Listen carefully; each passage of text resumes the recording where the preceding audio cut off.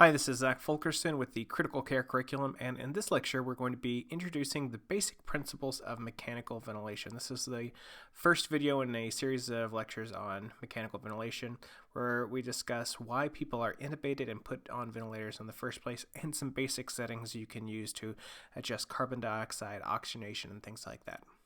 So first, why do we put people on ventilators in the first place? Well, the first two answers to those questions is simply the two types of respiratory failure that we encounter. The first would be hypoxic respiratory failure, so someone who's not able to oxygenate themselves well enough, not able to get their partial pressure of oxygen up high enough. That's one reason. The next would be a person who has another type of respiratory failure, which is called hypercapnic respiratory failure, where they have trouble getting rid of carbon dioxide or lowering their partial pressure of carbon dioxide. This would be called a ventilation problem. So we worry about oxygenation and ventilation, which is getting rid of carbon dioxide. Next, we have airway protection. So say someone who is completely altered from being septic or maybe a drug overdose or something like that, and they can't keep things out of their airway. That would be a reason that we put an endotracheal tube into their mouth through their glottis and into their airway to protect that airway and to protect their lungs. Work of breathing, so someone who's working very hard to breathe and we don't have a way of taking that away, so someone who looks like they're going to tire out fairly soon. And finally, that leads me into the last reason, which would be the expected course. So if you have someone who looks like they're tiring out, or let's say someone like with Guillain-Barré who has neuromuscular weakness and then you think they're going to fatigue, or someone who's just in the operating room and you're about to give them sedation, those are people that you are expecting them not to be able to, one, protect their airway, and two, not be able to either oxygenate or ventilate, and so you put an endotracheal tube in and you put them on a ventilator.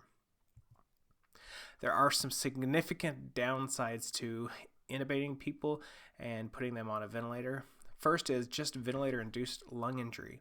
So when you and I breathe, our diaphragms are contracting, and that generates negative pressure in the thorax, which causes air to move into the lungs. That's negative pressure breathing. A ventilator works the exact opposite. So it actually physically pushes air into the lungs using positive pressure, and that positive pressure can result in barotrauma, or trauma related to high pressure, as well as volume trauma. The effects of sedation. So in order to tolerate a tube in the back of your throat, most people require sedation. Sedation, especially things like benzodiazepines, are strongly associated with delirium. Infection. Every day that you are on a ventilator, that is a risk for a ventilator-associated pneumonia. Neuromuscular weakness. So when a ventilator is taking over all or part of the work of breathing, your diaphragm can weaken, your accessory muscles with breathing can weaken. Of course, your extremity muscles can also weaken, so neuromuscular weakness. And finally, hemodynamic compromise. So sedation itself can cause a lowering of blood pressure, and the effects of positive pressure ventilation generally lower the preload to the heart, and in some cases can cause a lowering of blood pressure.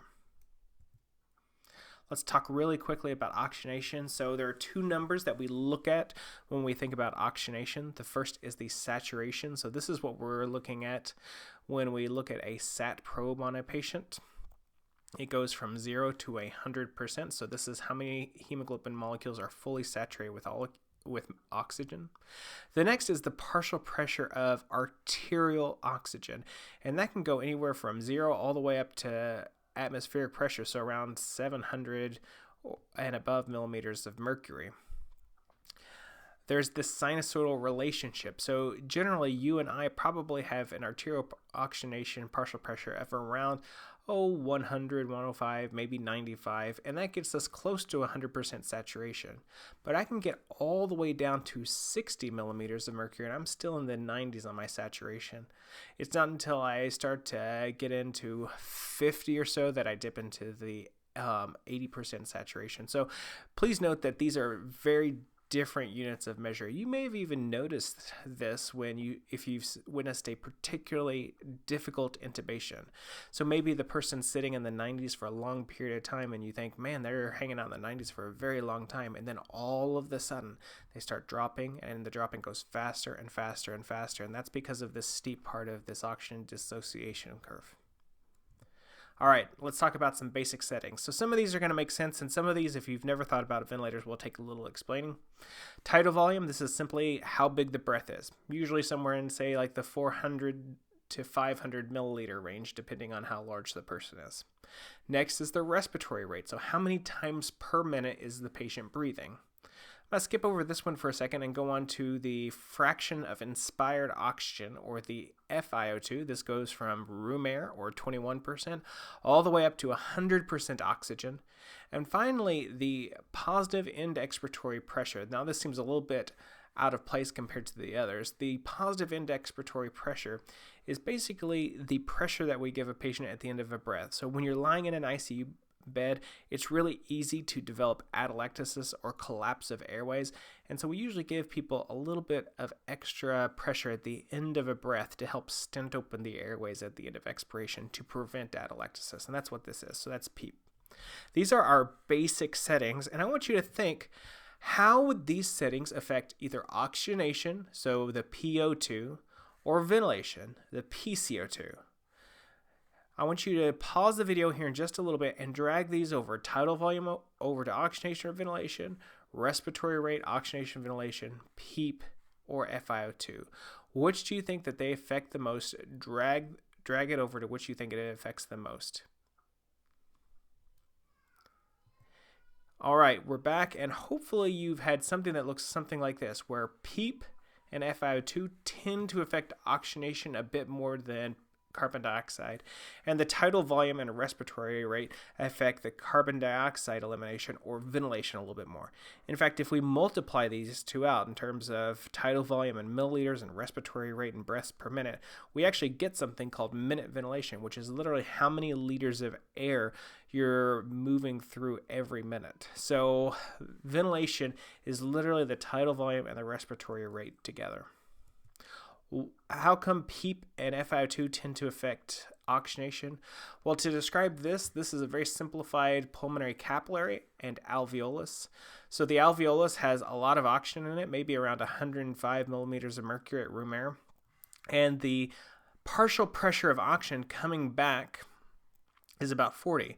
So we've got this huge driving force that's getting oxygen into the blood, and this alveolar PO2 stays about the same. And once we get that PO2 in the capillary up close to the 105, we've lost our driving force, and we're really not going to oxygenate much more than this, regardless of how much time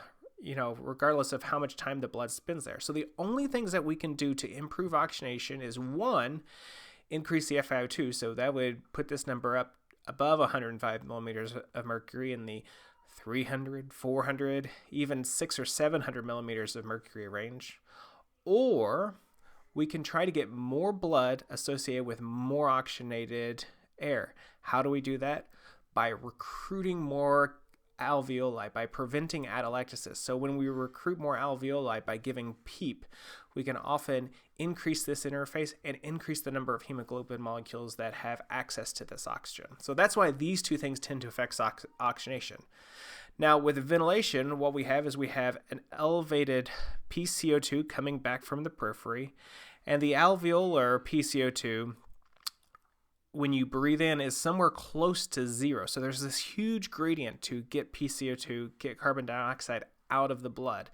It equalizes when the alveolar PCO2 is around 40, and the capillary PCO2 is also around 40. So again, once we get to this point, there's no movement back or forth. So how do we help with ventilation? Well, the first would be to make the alveolus bigger so that we can move more molecules of CO2 over before reaching that 40 millimeters of mercury. So that's the way we do that is with tidal volume. And the next way is just by bringing in more air with no CO2, so increasing the respiratory rate. That just helps to flush out these capillaries more and more frequently. So that's why tidal volume and respiratory rate tend to affect carbon dioxide a little bit more. All right, let's talk about some initial settings. This is a good place to start. So your tidal volume, you want to be about 6 to 8 mils per kg, and that's milliliters of air per kilogram of ideal body weight. I have a couple formulas down here to help. You can also find a calculator online that can help you out. But you have to remember that this is ideal body weight because obese people do have the same size lungs as their more lean counterparts. Respiratory rate, somewhere in the neighborhood of 12 to 16 breaths per minute. PEEP, usually around 5 in terms of a starting point, 5 centimeters of water. And the oxygen, we usually titrate to keep the sats in the 90s. Usually I'll start on higher oxygen and then start to wean back. Some special circumstances, ARDS, acute respiratory distress syndromes.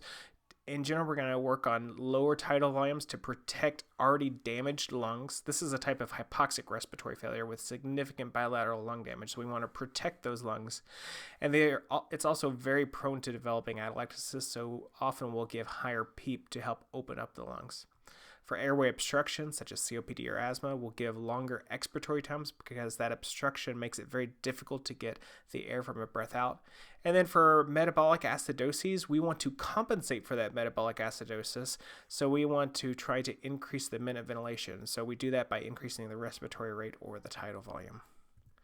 All right, so how would you change your minute ventilation? So again, that's a respiratory rate or tidal volume in these settings.